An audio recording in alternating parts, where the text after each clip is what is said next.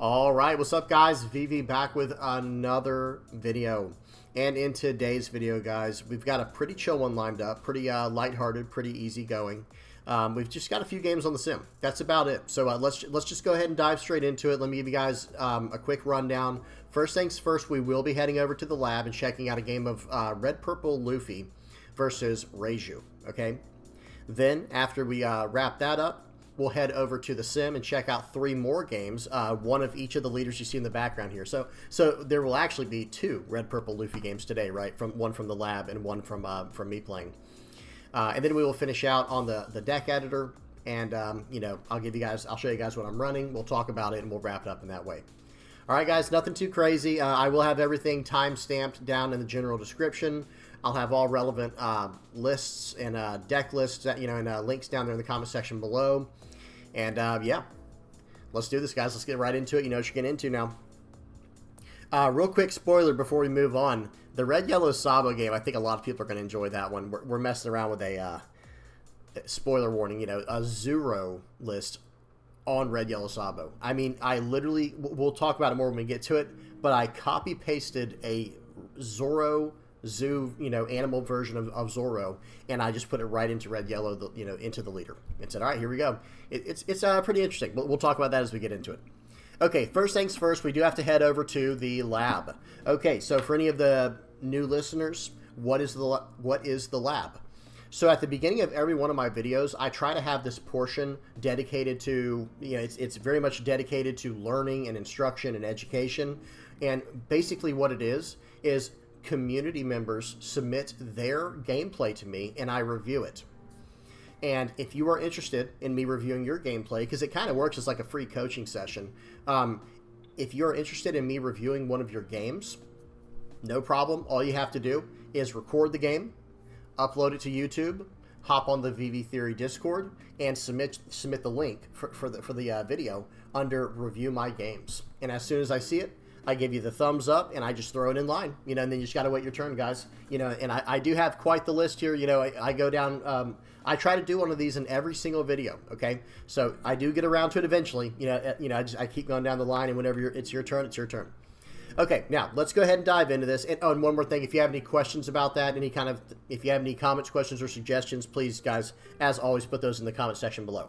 Now, let's actually get into this game now. Real quick, the volume is off. The speed is on 2x, and the quality is at 1080. All right. So here we go, guys. This first game here is a game versus Reiju. And Red Purple Luffy is actually going to be getting very, very strong in OP09. Probably OP08.5 even. I don't know. It's hard to say. I don't know exactly when it starts taking off. It has to do with the meta changing and things like that. All right, real quick. So Reiju does get an ideal start, even though they didn't go first. They do get to go stage right away. And they go ahead and put I think that was it Niji they put in the trash? I can't remember. And now they 2K counter out of the 6K attack. And the Red Purple Luffy player is going to establish a Zoro. Zoro is actually really nice at ramping Dawn for Red Purple Luffy in particular, because you have to have 3 or less life. Okay, they're going to bounce it back to hand. And we knew they could do that. So let me just pause real quick. So we did see them push I think that is Niji, right? The purple one? Yeah. We saw them put that into the trash. So, of course, in our mind, hey, guys, as we get better and better at the game, as we become, more and more knowledgeable about the cards in the game, seeing that card go to the trash means it's probably going to be used on the next turn, on the following turn. They did that properly, but hey, that's okay. They're going to swing 6 into 6. We're going to give them, it looks like, plus 1,000, and we're going to go up to 7,000, using the Zoro that got pushed back to our hand to actually do the countering. So that's actually... that's worth mentioning. For the Reiju player, it probably would have been a little bit smarter to attack for 6 first, and then use the Niji so that they can't use that Zoro. Instead, look what they had to give us instead. Either a blocker or a card that's going to ramp for sure, and then they could have pushed back the Zoro. So, because I'm predicting this next turn here, unless we draw something better, our next turn will probably just be develop the Bonkure Bentham, Mr. 2 Bentham. Okay. So we counter out, yeah, so we basically don't really have another play. I guess we could establish a blocker, but what does that do? Okay, so we're going to swing for 7 first. That's probably going to, it's going to go through, and then play out the Bankrei Bentham. I was going to say, we probably should have played this out first, so that way we could have got the Dawn and swung for 8. Not a big deal, though, at the end of the day, because it did go through. But technically speaking, it probably would have been better to do that. However, it always depends on what deck you're playing against, if they have triggers or not. So they're going to trash the 7-cost Akiji with the stage. Reiju's doing this, and they're going to do a top 4 search. They find another Niji. They find another Niji card, and I think they just hard cast that. They just played it. Yeah, they just played it and bounced our card back to hand, and now we're going to counter out again for 6 with the card that got bounced back. I like that. That is very nice. Okay, so again, but that does come down to them not playing properly. Talking about the Reiju player, they should have done things properly and played out things in a different sequencing, so that you couldn't use the card that you knew. Hang on, sorry guys, let me finish my thought. Pushing that card back to our hand allowed us to use as a 1K counter. What if we didn't have any other counter in hand? Or what if we had to burn a 2K counter right there? You see what I'm saying? I'm not saying we had to, but proper sequencing should have been swing for 6 with the Niji first, then play out the other Niji to bounce the card back to our hand, that, you know, the Bankrei Bentham. Okay? Alright, so now, playing out the 7-cost Eustace Kid, using the effect, going plus 1,000 till the start of our next turn, and then swinging in for 8. Or it might be until the end of our opponent's next turn. I don't remember exactly for Eustace Kid. Either way, we're going to be 7,000 for our opponent's turn here. So here we go. They are on their 7 Dawn turn, it looks like. And they have not been going backwards in Dawn very much, so maybe they're trying to get to Judge as quickly as possible. Because they even played out the Niji that turn, you know, just hard cast it last turn. And you know, they weren't able to draw any cards or anything. Okay, so they're going to use the Chopper here to ramp a Dawn. They're going to play out the Reiju. Hang on 1 second. What just happened right there? They went a little too fast for me. Oh, okay, playing out the 2-cost Reiju, being able to draw 2 by playing out, or by cheating out the Reiju, and then drawing another card from the leader effect. I'm stumbling all over the place today, guys. And then they follow up with a Porsche going into the 4-cost Akiji, cheating out the 7-cost. This is a pretty good turn. However, we're a 7K leader right now, so they can't swing with anything. But Reiju just had an explosive turn, guys, comboing the 2-cost Reiju with the 3-cost Porsche. Absolutely massive turn for our opponent there. Okay, so they're going to swing 6 and a 7. Okay, we'll take it. And you know, it doesn't do anything. It just bounces. Swinging 7 into 7, we'll take that as well. You're just 1K counter out. That's not too bad to get out of. Okay, so let's talk about this turn right here. Yeah, okay, I'm glad he has his hand over Newgate, or that he's moused over that. That is exactly what I would do here. I think in this situation, I think we should... They have a blocker, and we can go swing 8, swing 9, right? Because we could use our leader effect. I would leave 1 Dawn active, threatening a Radical Beam, even though we don't have one. But for those who are not, excuse me, for those who are not aware, Edward Newgate has a on play. Go ahead and pause and read it on the right there. He can make you plus 2,000 power until the start of your next turn. Okay, so you know, we'll be an 8,000 power leader.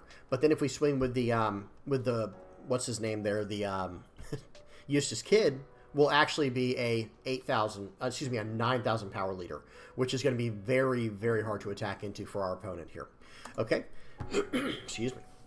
The question is, should we swing first and just return the Dawn with our leader effect? I think there was definitely a idea there to swing 8 into 6 first, or are we going to go for face? I'm actually very curious here. I don't play a lot of Red Purple Luffy. Well, I've played a lot of it, but I don't play it very often anymore. So we're going to go face here. We're going to say, hey, I'm going to try and win the game next turn. I like it. Okay, so, yep, so we might as well swing in here. 9 into 7. So this is a 2K, 1K if they have it. If they let this card go, it's a play mistake. Unless they literally don't have the counter power. Wow. Okay, so, again, I don't know if I would have let that card go personally. But who knows? Maybe they're just going to play out another one. I don't know their hand. Unfortunately, we can't see our opponent's hand here. Or I say our opponent, the other player's hand in our case, because we're not playing. But we're at 9,000 power this turn, so going to use Reiju, trashing it to cycle out to get another card. Going to play out another stage, maybe play out the 2-cost Reiju here. Or, trashing Akiji, searching up another Akiji. I don't know if that's the 4-cost. Actually, yeah, that is the 4-cost that they got. So here we go, playing out the Reiju, cheating out the Reiju. And then probably going to do the 4-cost guy as well and try to swing everything into that 7-cost Eustace Kid. Because we can't even swing into the leader. Right, because we're at 9,000 power for our leader right now. Okay, so the Reiju's just trying to take their time here, trying to see what they can do. Okay, they play out Porsche.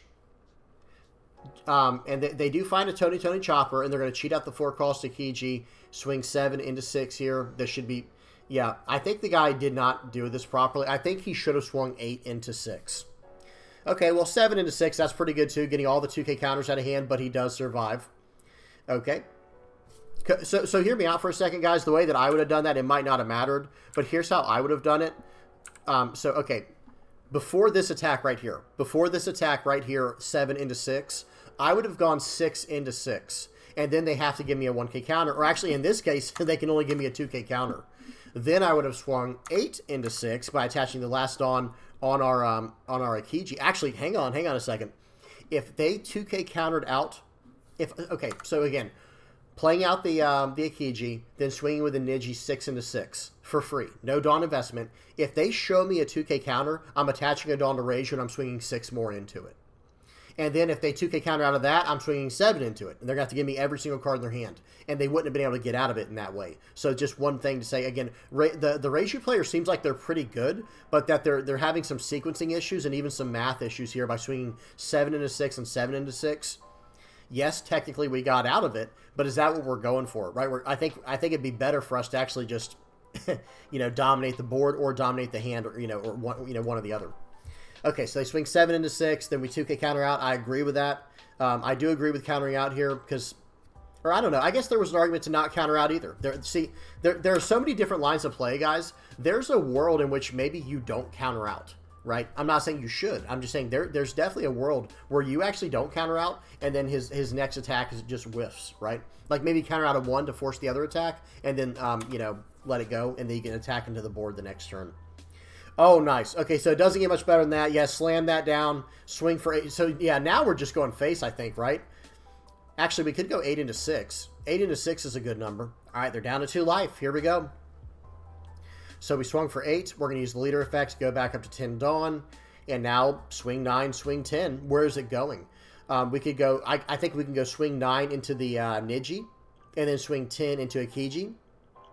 We'll see what they... Or we could just stay aggressive and go for an OTK next turn with, well, not an OTK, but you know what I mean. Go for the win next turn with our 10 cost 12K. Okay, so what are they going to do? They took the 9K hit from the leader. Now we have a 10K attack coming in right here. Just want to make sure we are at 2x speed. We are. Swinging for 10. We can't pop anything with the leader's effect. 11 into 6. So now we're kind of backing off. So hear me out.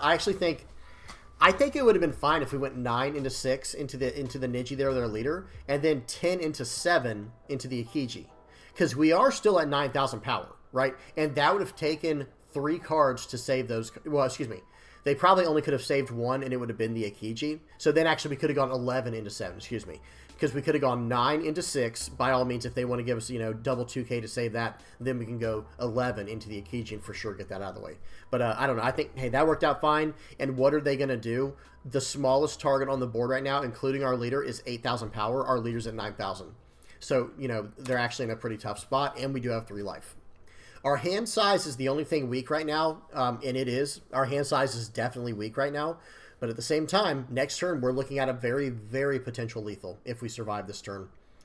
And in fact, I don't think they can even try to take us out this turn, because even if we had no counter in hand, our leader's at 9,000 power, right? So they'd have to put 2 on Akiji and the remaining 4 Dawn on one other character to only be able to swing twice.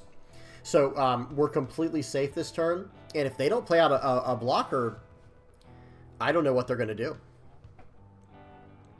I think they have to play out a blocker, but then they're scared that the new gates will just run it over because it's going to be the 0 cost, or the 2 cost is 0 power. 0 power, yeah, they just quit. Excuse me. So here was the issue at hand, guys. If they play out, I think they left a little early. I think they should have just got rid of a portion, dropped double choppers, but then it's probably still over because look at their hand. They have a 1K counter in life. They have 1K, 1K, no, excuse me, 1K, double 2Ks. 1K, 1K, 1K. So, I mean, I don't know. They probably could have lasted one more turn, but I don't know. I think they probably should have tried it. but if they did my strategy where it's like, okay, they have 6 Dawn, right? Attach 1 to the Ikiji. Actually, hang on. We will have... Let me do a little bit of math real quick. 6 Dawn, we only need 4 of it. So they could have just swung like 9 into the... swing 9 into the Eustace Kid. And then play out double choppers. And then when they go to attach 2 to swing in and pop a chopper with the Eustace Kid, that's where, you know, they block with the other one. Or excuse me.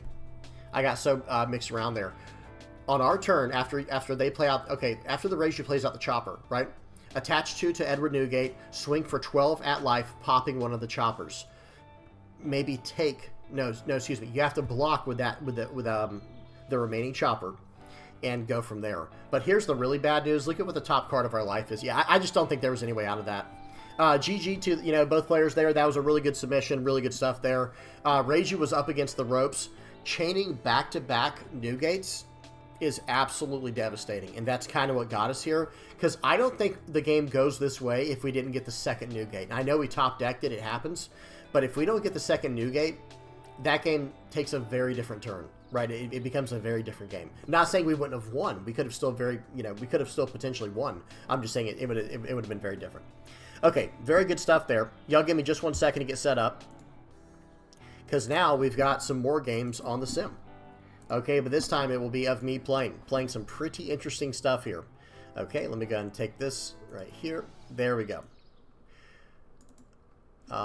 You know, I almost forgot, guys. They did show their deck list. Hang on 1 second, guys. Give me just one moment to show the deck list of that last game. Sometimes I remember, sometimes I forget. You just got to bear with me, guys. Okay, so real quick, this is the deck list. Let me move my face cam. I'll move it down to the corner. For anyone who might be interested, this was the deck list that they were using in that last game we saw on the sim. This was their deck list. Running a single Rayleigh, running 2 of the Shanks, 2 Trafalgar Laws. Looks good to me. Yeah, it looks like a very standard, maybe not standard, but it does look very much like a red-purple Luffy list that I wouldn't mind running. Yeah, it just looks very solid. I like the triple dragons, but I feel like double dragon, double Rayleigh is kind of what I would prefer. But at the same time, that's probably just a player preference thing. Okay, now back to where we were. You know, pause and screenshot this if you want to try it later. Okay, move my head back over to here. Y'all give me just a moment. There we go. Oh, let me go full screen and take this off. There we go. All right, so now we've got a game of... First up, we've got a game of Blue Yellow Queen. Let me make sure the speed is on 2x, the volume is off, and we are good to go, guys. We've got a game of Blue Yellow Queen versus Gecko Moria. Now, one thing I will say, for those who are not aware... Perona is a very annoying card to go against for Gecko Moria, right? Like, Gecko Moria will cheat out a card. Okay, number one, we played out a Brûlée right there. So right here, they're going to swing for 7, pay 2 to use the leader effect, filling up 2 cards in their trash, and cheating out a 4 cost or lower Thriller Bark Pirates card. Here's the thing, though. That actually helps us. Because Queen actually wants a lower hand size. Number one, notice the card I'm running. We'll look at the deck list later. I'm running Nami, okay? So I have no problem trashing cards from hand. It actually helps me get closer to the condition I need to cycle a card with Nami instead of just trashing one while popping a 5 or less. I'm down to 4 cards in hand. They can't even bring the Perona back to hurt me here. And do they have any cost reduction this early on to deal with my Brûlée or my Nami? But I'm already set up, guys. I'm already set up. I did go first this game. And I think I do prefer going first with this deck because I am running Mihawks and I am running like a 3-5, basically a 3-5-7-9 curve with Gravity Blades, Mihawks, Namis, the 3-cost blockers you see here. And another thing, there's the Gravity Blade. Real quick, though, one thing I want to say, guys, is when this character, when this leader, Queen, first came out, I was very happy about this leader. I was a big fan of what it was.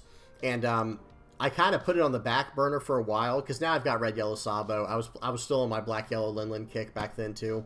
But guys, I did take this to a case tournament. It was like a 64-player case tournament. And I was able to get top 8 with this deck, and the one deck that just absolutely trounced me back then and just demolished me was Red-Green Law. And that's Red-Green Law for you. And back then, I don't think, if Gravity Blade was out, I think it, no, I don't think Gravity Blade was out yet, but I don't think it would have even mattered at the time, because it just goes so wide so fast. But who knows now that there's like Nami in the game. So real quick, they swing 6 into my 5. I use my 6k blocker and 1k counter out. And they're going to -4, Absalom it, so I did get value. They did mess up with their value there, but at the same time, well, no, I feel like, hang on. I feel like they just messed up. Hang on 1 second, guys. So let's go back real quick. So remember what they have in their hand. We know that they have a Absalom.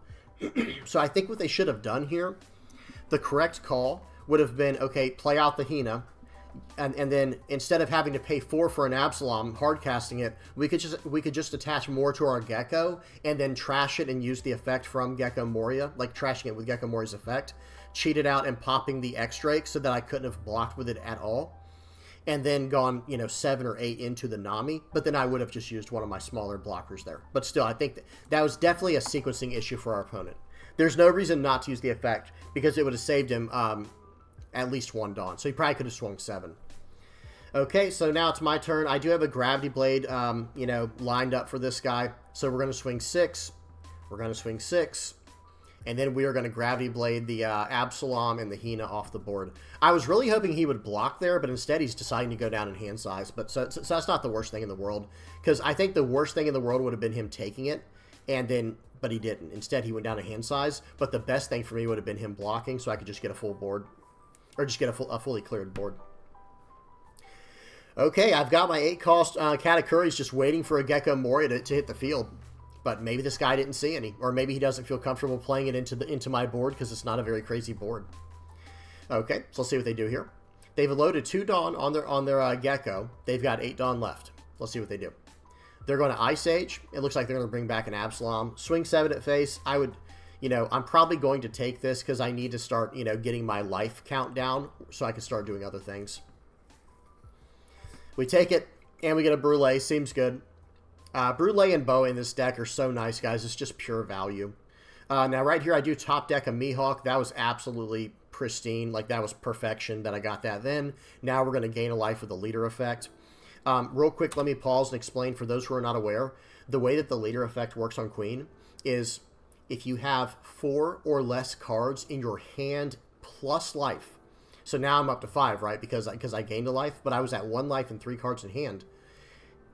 If you have 4 or less cards in your life plus hand, you can draw a card with your leader effect by attaching 1 Dawn and swinging when attacking. Draw a card. However, if you have an 8-cost or higher character on the board, instead of drawing the card, you can add it to your life, to the top of your life. So it's just a very, very powerful interaction. Okay, and we played out a Mihawk, which bottom decked is Sabo. We have a 9k on the board. We have 3 blockers. Like, we're just in a very, very good position. And we have a Red Rock just in case we need that. I just don't know why he hasn't played out a Gecko Moria yet. There's a Gecko in his trash. Has he just not drawn one? I'm not exactly sure. Maybe he's looking for a hog back to bring it back. I mean, not that it matters. He probably thinks, like, man, if I just had Gecko, it's like, a lot of times... like, in this situation here, it's like, okay, if you played out a Gecko, I probably wouldn't even care, because I would just finally get a chance to use my Katakuri and get full value and go about things that way. Okay. Just waiting for my opponent here, guys. It is in 2x speed. Let me make sure. I'm always paranoid about that. Yeah, it's in 2x speed. Because we do have 2 other games to go over, and I think all these games are probably around the same time, like around 10-minute long games, 12-minute long games or something. This one is actually... I don't have my glasses, so I can't see. This one's, yeah, like a 20-minute game. But yeah, like I was saying earlier, so they're gonna swing for 5 and a 5 here. I take it, I get a beige. I'll just make it where you can't attack with Absalom here. It's good to get cards out of your hand so you can keep doing what you need to do. Again, guys, they've got 1 card left in hand, so I guess they're just trying to find their Gecko Morias and their Hogbacks. But what I was saying, though, was Queen is actually a leader that I really, really enjoy. Because it's very much a control-style leader where you're just locking down the board, playing out blockers, gaining life, and playing out just absolutely massive characters. Okay, so they're doing a Rebecca search right now. Our turn, we get a Boa. And now, guys, I'm like, okay, I need to get down a... I have to get down a Katakuri here. Like, I just don't have any other option. I guess they're just not going to see their Gecko Morias. So we're going to swing 9 first. They'll probably give me a blocker. We'll swing in for, or excuse me, I probably should have swung for 7 first. But that's okay. Oh, no, I can't. Excuse me, because then I wouldn't have been able to gain life. Sequencing is a big deal when you're playing Queen, guys. If you don't do it in the proper order, you might not be able to gain life for the turn when you otherwise could have. So we swing in for 7 there. After playing out the Katakuri, bouncing the Sabo back to the bottom of their life. And now we're sitting pretty, guys. We've got 3 blockers. We don't have any counter power. In all fairness, we have no counter power, but we have 3 blockers, 2 life, and a way to gain life very consistently from here on out. Okay, so let's see what our opponent decides to do here. Yeah, I don't know what the Gecko's going to be able to do at this point. Like, I feel like the board is just too far lost. It's too far gone. Like, if you have Gecko Moria, you just slam it down here. I don't think you have any other option to get back in this game. Because what are you going to do? Swing 10, swing 10? That's not going to do anything. I'll take both of them. Yeah, you know what I mean? Actually, I would take one and block out of the other and then gain the life back the next turn. So, like, he has to play something out big here. Yeah, Gecko Moria. He plays out Gecko Moria. Let's see what he gets. I don't know how many options he has. He has Rebecca and Helmeppo. Helmeppo is probably going to get rid of one of these Brules with 3-cost Brook. Very nice. Okay. Not the worst thing in the world, but still nothing crazy either, right? So swinging 6 into 5, we're going to take this first one, then we'll probably block out of this one. It's nice to stay at 1 life. Staying at 1 life is a very healthy number for this deck. Now, right here, it's time to change the direction of the game. I don't need to try to win the game right here. I need to try to eat this board up. I really want to play out a blocker that sets my top cards, and I really want to get 2 cards out of my hand so I can gain a life. You guys see what's going on there? So watch how this turn goes. I've been waiting to use Katakuri to get rid of Gecko Moria this entire time, and I can't do it right now. So we're going to swing that. We swung that into there. Okay, I swung 8 into the Helmeppo, 9 into the Absalom. He blocks out the Absalom. I'm going to play out a Doflamingo here before I swing with my leader so I can gain a life. And I'm going to set the card that I want to have on the top of my life. And then the tricky part is what's coming after that. You know what I mean? Like, am I going to be able to gain a life the next turn? It becomes very tricky. And notice how I do this. I actually push Satori to the front just to get a 2K counter here. Okay, so we're going to swing 6 into 5. So now my top card of my life is going to be a Bonnie, and I swung 6 into Absalom. Again, I wish I could have used Katakuri that turn, but if I had, then I wouldn't have been able to gain life. Okay, so -2 to my Doffy here. So I'm probably just going to block with this card, right? I'm not sure what he's going for there, but it's like, okay, you've already showed me that you're threatening to get rid of my Doflamingo. I'll gladly use him now for full value so that you can't remove him, you know, with an effect from your leader. If that was what he was even planning on doing this turn. Maybe he was doing that just to bluff me because he knows I'm not attacking in the life. I don't know. If it was, you know, if that was the case, it worked out. Nope, he's got Helmeppo here. Excuse me. Trashing his last card, using Absalom, KOing my blocker, and then I'm going to have to take this. And I did get a Bonnie. We knew Bonnie was coming. That drew me into my Satori and my Yamato. And then my other Yamato's coming here. And now I can actually... hang on one second. I can't gain 2 life this turn, unfortunately. But I can gain a life with Yamato no matter what. So, ultimately, my opponent's just in really bad shape. My opponent's in a lot of trouble here. Okay. And I don't have to play out the Yamato first either. That's the thing. So I'm going to swing for 5 into 5 first. He can't counter out if he has no cards in hand. So he has to give me a blocker or let it go. I would just let it go at this point. Okay, or give me the blocker. That's fine. So I'll swing 8 into 5. It's going away. And then we're going to play out the Yamato. Actually, I'm going to swing first with the Mihawk because I can only hit a 3 or less target. And I only need to hit a 2. So we hit that. Gain a life. My opponent's turn. I have a 2K and a 1K in hand, and I did set this life card, right? Because it was, what was it? It was, well, it's actually a 0-cost 3K, I believe, right? Because we have it was, when we did the top search, it was Bonnie, double Yamato, Satori, and then the 0-cost 3K counter, I believe. I'm pretty sure. And if that is the case, we pretty much just can't lose, right? So it'll probably swing for 7 into face here. We'll take this because he can't go for lethal. It's the 0-cost 3K like we were saying. He'll swing for 7 in here, and the game's over, right? Now he can't play a blocker. Okay, we'll just trash a card from hand. Sure, you can have this guy. It literally didn't matter what I did right there. I'll go ahead and take this, see what I get. It's a beige.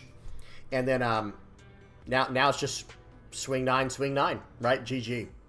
So that was a fun one there. I really enjoyed playing this leader. This is a leader that I've spent a lot of time playing, like I said, and it's a lot of fun. Okay, now let's play a game of red. Let's move over to a game of Red Purple Luffy versus Doflamingo. Now, this list that I'm running today, I did copy right off of a list from topdecks.com from the East. Okay, guys? So we're going to check that out afterwards. I'll show you guys the list. And I'll link this in the comment section below as well. Okay, check out my hand here. So they're going to go ahead and play. They're going to get the... did they get... Hang on, what just happened there? Did they just... Alright, so they just absolutely... 100% skill, 0% luck. They just used the leader effect to cheat out Jinbei off the top of their deck that they had no idea it was there, cheating out a 4-cost 6K. So it seems good. It seems pretty good. Like, remember, guys, no Perona setup. Let me adjust my mic. Hopefully y'all were able to hear me okay. They just had no setup and got a Jinbei off the top, pulling down a 4-cost 6K into a 6K leader like I am right now. That was pretty good. Pretty good from our opponent. So they have a 5-Dawn turn now. They're going to play out... Hey, now they're going to play out the Perona and set their top 5. Let's see what they get. Hang on 1 second, guys. I did turn the volume off. Right? I turned the volume off and put the speed up to 2x. Yeah, we're good. So they swing 7 into 6 here. Bouncing back my my guy. I'm going to 2K counter out. We'll have to take this one. I didn't want to aggressively... counter out of that. Because that would have been ugly, guys. Like 3 1Ks. That would have told my opponent too much. Okay, so we're just going to slam this guy down, swing 7 into 5, see if he wants to save it. He doesn't. And now, guys, we're at 6. Now, they hit us with the Charlotte Pudding, but I don't think he realizes he actually just helped me out so much that time. Every now and then a pudding does help you. I've said that before, but it sure is nice when it does. A Edward Newgate would have been massive here. Okay, we did get a 2K counter from him resetting our hand, and we got a really nice blocker here. Very nice. We're going to be able to set up some counters if we need them here with the 1-cost 4K counter. We'll swing 8 into 6, buffing our leader. He chooses to save it. Well, now we'll do a top 5 search real quick with Nami. We'll get a 2K counter. No Ben Beckman this game, I guess. But hey, that's all right. We'll swing 9 into 6. That gets rid of it. Excuse me. I think he should have let the card go, guys. I think he should have let the Edward Weevil go the first time and just taken 1 hit to face. He's at 5 life. You know what I mean? Like, just get rid of the Weevil. You can get it back later with the Gecko Moria, and you can draw a card this turn while still being safe with your life total. Okay, so I'm at 7,000 power this turn. So my opponent has to make some very big decisions here. And one thing that's really nice about Eustace Kid is he's a 7-cost character, and that is relevant. It means they can't hit it with Gravity Blade Raging Tiger. So going to swing 8 into 7, cheating out the 4-cost 6K blocker Boa Hancock, which is now going to set the top 3 cards of their deck and give a free Dawn attachment, Arrested Dawn, to the Gecko Moria. We're going to take it down to 0, guys. Okay, so 1K counter out. And the whole time I'm thinking, what if he has a... I need to make sure I can survive a... what's it called? A... oh, gosh. Perfume Femur. Okay, so right here. I have to do things in a little bit of a weird order here, I think. Yeah, I think I end up... Yeah, I think I should play out the 7-cost guy first here. Yep, because otherwise I'd return a Dawn back for no reason, like without getting to use it. Now we'll swing 8 into 6. We'll return a Dawn. Now our leader is an 8,000 power leader. Okay, we'll attach 2 to our leader to go up to 10, and we'll smack 10 into 6 here. That's going away. And now it's my opponent's turn, and I'm an 8,000 power leader. So 3 Dawn investment minimum in order to swing into me here. Excuse me. 9 into 8, we're going to have to give him a 2K counter here. I don't care about the Usopp versus the Sanji. I'd rather have the potential for a blocker if I need it. Okay, so right here they did some kind of Sengoku effect. Yep, cheating out. Then they okay, what just happened there? I'm sorry, guys. I got a little bit sidetracked. Okay, they did the Sengoku. Now they're going to play out the Jinbei cheating out. Let's see. Okay. Yep, so pay 4, play out a Jinbei, cheat out a Gecko Moria. Very annoying. I want the 6,000 power characters. I want them gone. I don't want any 6,000 power characters on my opponent's side. We're going to pop the active one with Shanks. We're going to swing 8 into 6, gaining plus 1,000 power for the turn. Going to swing for 8 more, gaining another plus 1,000 power on our leader. We're going to gain a Dawn back. We're going to swing 8 into their leader. And here we go, guys. At this point forward, we're actually kind of in a decent spot where I can actually get out of a Perfume Femur. Okay, they're going to play out a Buggy. They're probably searching for one right now if they run one. I know some lists do run it and some lists do not. So we'll have to see. Okay, 9 into 8. I think I give him the blocker here so I can keep the 2K counter alive. So that way I can basically bait. No, I do counter out of this one. I was going to say soon I think I have to use the blocker. That's what it was for the next attack. Okay, here we go. So this turn, you just slam down a new gate. You eat up his entire board. I probably could have gone face there because I'm about to be a 10,000 power leader. But hey, that's okay. We'll do this the slow and steady way. I don't want him having any characters on the board. That's completely fine with me. And here we go. 12. He's down to 2 life. This is a fun turn right here, guys. He may or may not load up 15 and go face. Yeah. But here's the thing, guys. I just need to draw a single 1K counter and I get out of it and I got a 2K. I just needed one 1K because I already had another 1K in hand. So we get out of a 15K attack because we were at base 10,000 power. And now it's over, right? I'm going to swing 9. I'm going to swing 9. And then whatever's left, you know, 13, 13, 13. Okay, so now we attach 1 to the useless kid, return a Dawn, swing 9. This will go through, right? Unless he used up every card in hand, then I automatically win anyway. Swing 11 into 5, and that's going to be game. And so the writing was on the wall there. He had 2K, 2K, 1K to get out of that 9K attack, which I think he probably should have, but I don't think it matters either, right? Because it'll be like, okay, he gets out of that one attack, right? So he would have gotten rid of this.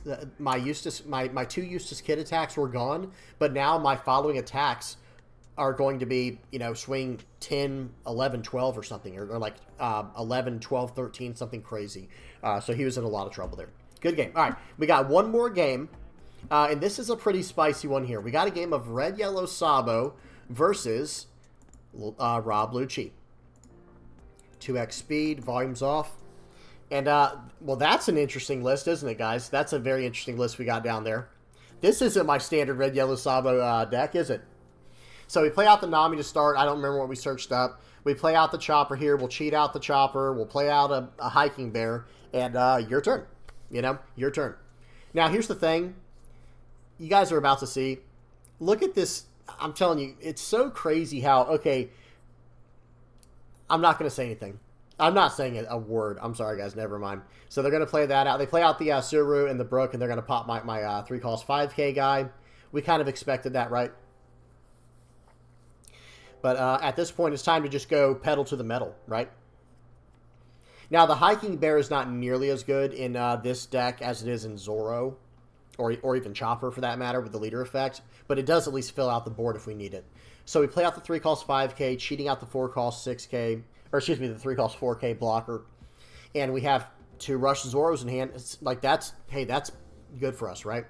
So 4 into 4. I probably could have counted out. I don't know. I probably should have counted out that, to be honest, guys. I should have just used my 1K counter right there. Take this. We'll gladly take this. We get a Makino. They play out Lucci here. They're going to pop 2 characters, the Hiking Bear and the Nami. I don't know why he didn't try to get rid of the Tony Chopper. Because, like I said, this is not Zoro that I'm running. So I can't buff that Hiking Bear and get super value from it. I mean, I guess I can, but it's just not the same. So right here, I've decided we're going to go face. Well, actually, I do think I get rid of this. Like I'm debating. Did you see that? It's like, should I or should I not? We'll go 6 into 4, 7 into 5. He gives me a 2K, 2K, 1K. And here we go, guys. Now, he does have to swing 6 into my Chopper here. We'll give him a 2K counter for that. I don't know why I'm hanging on to this 3 cost blocker. Again, I think I should have gotten rid of it like 2 turns ago. Okay. So he did trash 2 cards with the leader effect there, and it was an Ice Age and something else. He's going to play out the Gecko Moria, cheating out of Rob Lucci, and he might not have any other targets in his trash. Yeah, I don't think he had any other targets in his trash that were 2 cost or lower. Okay, so right here, excuse me, I think it's just time to keep going face. Right, that's what that's something I have to say about Red Yellow Sabo, guys. It is good at switching the momentum. And against decks that have more value in the late game, like Gecko Moria is like the strongest card in the game. I don't think anyone would dispute that. And because of that, we cannot keep up with him in value. It's just not possible, unfortunately. We just can't do it. Okay, I don't know what I'm about to do here. I think I'm like flirting with the idea of like playing that character out and not lifing it and like, you know, just developing the blocker. But Lucci always has removal. Even when they don't have removal, somehow they have it. You know, it's just not worth the risk. Just bring the card back to life. Okay, so anyway, back to what I was saying. Like, when it comes to Red Yellow Sabo, there are certain matchups that just generate too much value over the course of the game where we can't keep up. And in those matchups, like against Lucci with Gecko Moria and like Reiju with their stage, we have to go face. It's like our only chance. Every now and then, a deck can brick, right? Every now and then a deck will brick. But we can't depend on that. We have to choose the best option we have to win. We'll swing 6 into 6 here. We'll play out the Zoro. We'll swing 7 into face. He uses a blocker. I think we're going to play out the other Zoro. I like playing out the other Zoro here. Yep. Returning the 1 Zoro to life. Swing 7 more into face. They're down to 1. We have 1 Dawn active. I wonder what it could be. He probably doesn't know, because this guy's probably like, what kind of Red Yellow Sabo list is this? Well, to be fair, it's definitely not your standard list. Okay, Tempest Kick. He's just trying to draw cards. He's just trying to get to 2K counters. That's all he's trying to do right now. Okay, right here he needs to just go like all in. Unless he has no blocker. No, yeah, he's... See, this is what makes the deck like so incredibly resilient, is being able to bring back a blocker every single time. Like, I'm going to establish a 9K body that also protects me with a blocker and brings a 2K counter back to my hand. And then whatever extra value I got from the 2 cost or lower. It's wild, guys. It is wild. And him not swinging there is even crazier, though. Him not swinging is even crazier. He absolutely should have swung all out. Okay, so we'll swing 9. Maybe he was trying to keep me off the 1 cost event, though. So that was kind of smart, actually, I guess, because that could have been game over if I had gotten a card there. You know, because it would have been that chopper, right? It would have been that 3 cost chopper right there. So we're going to bash in here for 9 or whatever that just was. Okay, we're going to life this card, and now I'm up to 5 life. Right, so because they didn't attack into me last turn, now I have even more life. And do you want to attack into me now? Because now I'm going to swing. It's going to be 9K every turn from here on out. That's why it was so important that he try to win last turn to at least have a chance of winning this game, I feel like. Spandam, I don't know what he's getting out. Okay. Maybe he's going to... Let's see what he gets with it. Oh, is he going for a Khalifa? Oh, he gets a Spandam to try and draw a card. I think he gets a 2K counter Khalifa there, but I just don't know how it's going to matter. Like, he has to swing at me. And I leave 1 Dawn active for the, yeah, so pause. So real quick, this is a situation where it's like, you know, choose your poison. Do you want to attack into me, or do you want me to just keep beating you down every single turn, right? And if you attack into me, I'm going to use this 1 cost event to potentially cheat out a character into play. So that way I'm going to have multiple attacks, because I'm also going to take whatever you hit me with. And he doesn't have enough to swing for lethal. So good stuff there. That was a fun one. Okay, that was it, guys. That was it. Let's go ahead and check out the deck list, and we'll go ahead and wrap this video up. Here we go. So first up is the Blue-Yellow Queen list. Let me go ahead and move my head over. I'm not going to talk much about this. I'm experimenting with a version currently with Nami, Jori Bani, and it's just a odd curve version. So that way, if we go first, we have an odd curve. And if we have to go second, that's not a problem either, because we can just, you know, just do our odd curve and just have 1 extra Dawn to attack with our leader for the entire time. Or even, you know, later in the game, like playing out a, like on our turn 5, where we have 10 Dawn, we could potentially play out a Draco Mihawk and use the leader effect. So this is a deck that wants to go first and does well going first, because even if you just go Mihawk on curve, that's usually a really good turn for us, right? But it has the blocker, you know, the Doflamingo. It has a few X-Drakes. I don't like X-Drake as much, because I like that Doflamingo is cheaper, where I can set cards the way I need them and have other Dawn for the turn to play with, especially now that I'm running something like Nami. Because there is some potential where it's like late in the game, where me and my opponent are both on 10 Dawn, and I can play out a Doflamingo, and I can potentially line that up with a Gravity Blade Raging Tiger, or do something like Doflamingo plus Nami, attach 2 to my leader, swing 7, gain a life if I have an 8 cost on the board. You know, there's a lot of options at that point. But yeah. But this is the list I'm experimenting with. I'll have it in the comment section below. I don't want to spend too much time on it. Next up was Red Purple Luffy. I believe it was... Let me see the list. It's hard to remember. I've got, oh, I think I called it Luffy East. Let me see something. Yes, this was it. So this is the list I was running from the East. I did not make this. I just pulled it right off of OnePieceTopDecks.com. You can search around there and try to find the one that I'm actually running. But it was one of the decks that did very well in the East, and I just wanted to see how Red Purple Luffy felt in OP09, so I could show it off on the you know, on the channel as well, on the video, you know, or in a video. But guys, I will say, like, this seems like, I'm surprised they're not running the 5-cost Yasop. Let me just go ahead and bring him up real quick. Like, I'm surprised they're not running this card right here, Yasop, because the way that it feels to me is like, if I can just go, okay, let's say we go first, right? Let's just say, for the sake of this example, we go first. Hey, if we get Nami plus Zoro, that's just extra value. But let's just say we go turn 3 Yasop, into turn 4 Captain Kidd, into turn 5 Newgate. Our leader's so big, it becomes hard to deal with. And we're developing large bodies, right? A 5-cost 6K into a 7-cost 8K into a 9-cost 10K. There might be something there. This is definitely not my area of expertise, but at the same time, I really like having this 7-cost Beckman. I think this card is outstanding because, guys, this is not KO a 6K or less. It is trash a 6K or less. So bye-bye Sabo, bye-bye Borsellino, cards like that. It just gets around everything, right? Really good stuff there. Okay. Also, there is someone who is in my channel who like Red Purple Luffy is their main thing. Big shout out to Kane. I will link his channel. He has his own YouTube channel as well. I'll link his channel down in the comment section for those who are interested, because Red Purple Luffy's like his baby, right? Like that's his main deck, and he does very well with it locally. He's not part of my locals, but you know, I get to see the results whenever he posts them on you know, in the Discord and stuff. I will link his YouTube down in the comment section below. Okay, and last but not least, we got a fun one, the red yellow Sabo list. Let me find that in all of this mess. What did I call it? I think I called it red yellow Sabo, like Animal House or something. Red yellow Sabo. Oh gosh, hang on guys, give me just a moment to go through each one of these. I'm not very prepared today, I know. Look at all these different versions, guys. 9 lives. Revo Army. Animal House. I did call it that. If I had just gone in alphabetical order, we'd have found it very quickly. And again, this is not a list I made either, guys. I literally copy-pasted a deck from a Zero deck right offline straight into this leader and just tried it out. It was okay. Let me say that. It was okay. I had mixed results. I think I played like 4 games, and I won 2 and lost 2. It's not exactly great, especially if you don't see this card. It just did not feel good, and maybe I was just unlucky because, I mean, what are the chances of you not seeing this card when you have the Dr. Correjas, you have the Namis, and you have the event called Shut Up and Come With Us? I don't know.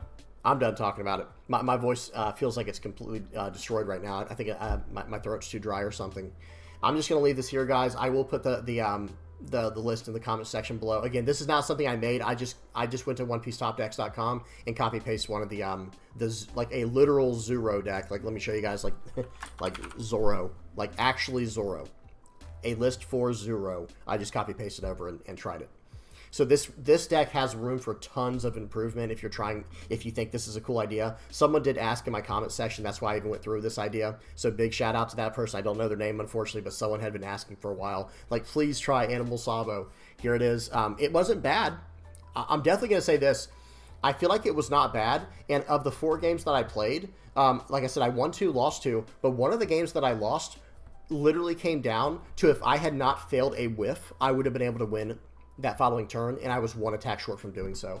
So, like, the deck is definitely decent. I'm just going to say that right now. I don't think it's great, and I think it does need some improvements in order to make it full on red yellow Sabo. Like, maybe we need to add some yellow cards to it, like some trigger cards.